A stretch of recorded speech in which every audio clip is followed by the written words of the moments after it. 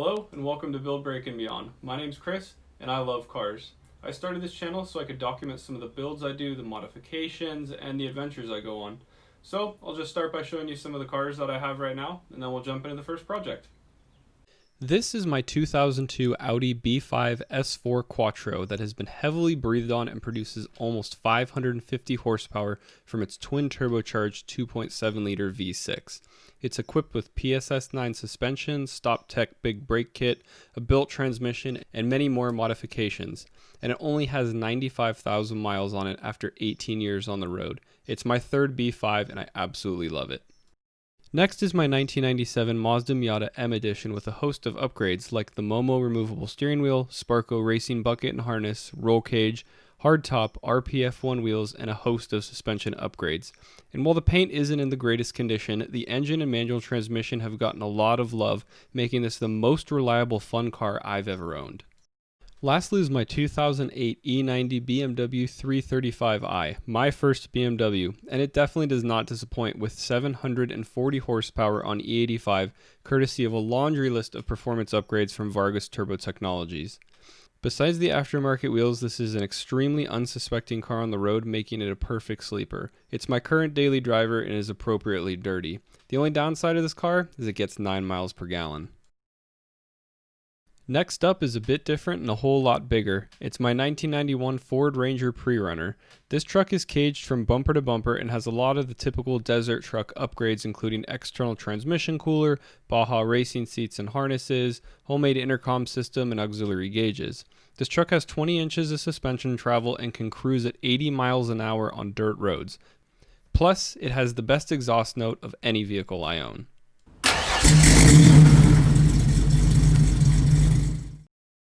And with that, let's jump into the first Build, Break, and Beyond project. I wanted to get a new build going for this year's Gambler 500, and I found a 2006 Volvo XC70 on Copart that I won for a mere $425.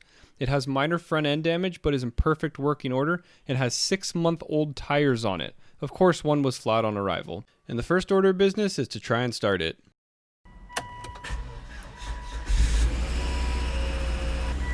Started almost right up, but it idles fine. The radio doesn't seem to be working properly, and that's definitely going to have to be replaced before we go on any type of road trip. Now to the back so we can check out the state of the interior. The interior is not in bad shape at all for a 14-year-old car, but it is covered with dog hair and what looks to be trail mix almost everywhere. While we're back here, let's check out the battery real quick. Yeah, it's a bit low, so we'll throw a battery tender on it and it should be good to go by the morning. The hair is a lot worse than I thought, so I think this is going to require a pretty deep cleaning.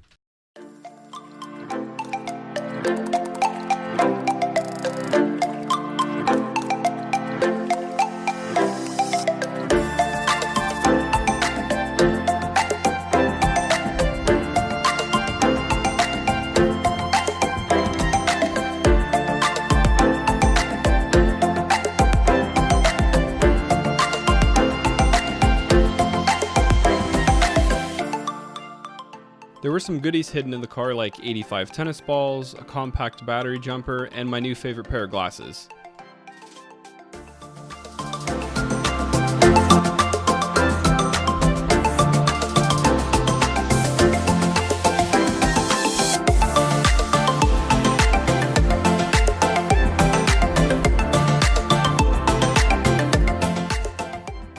The dog hair was being very stubborn and refusing to come out of the carpet, so I went online and ordered one of these lily brushes and went back to it.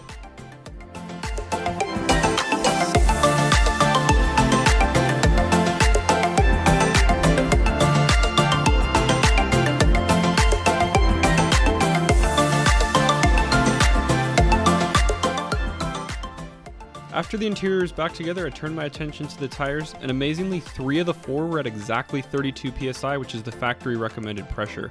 I pumped up the flat and sprayed it down with soapy water to see if I could locate the hole. It wasn't too hard to find, so I'll take it to a tire shop and have it patched.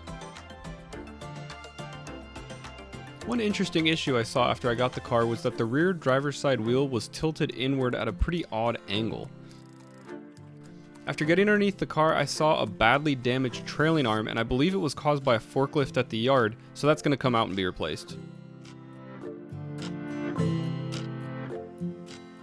I reached out to IPD and they overnighted me an OEM replacement, so the new one goes on and the old one gets tossed.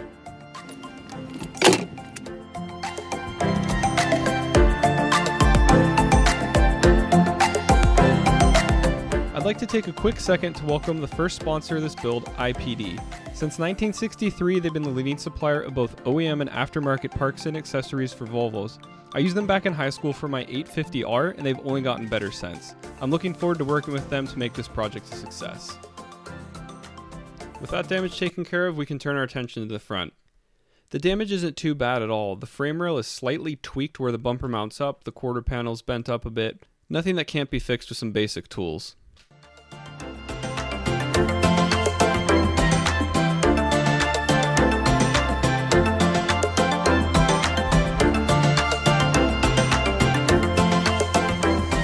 The bumper requires clips to hold it in place, and after none of the bagged ones worked, I tried my kit, which also didn't work, so then I got my universal bumper fasteners.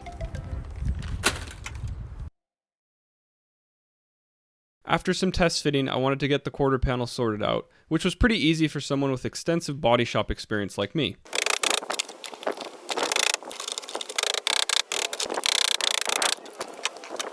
And finally, the paint correction.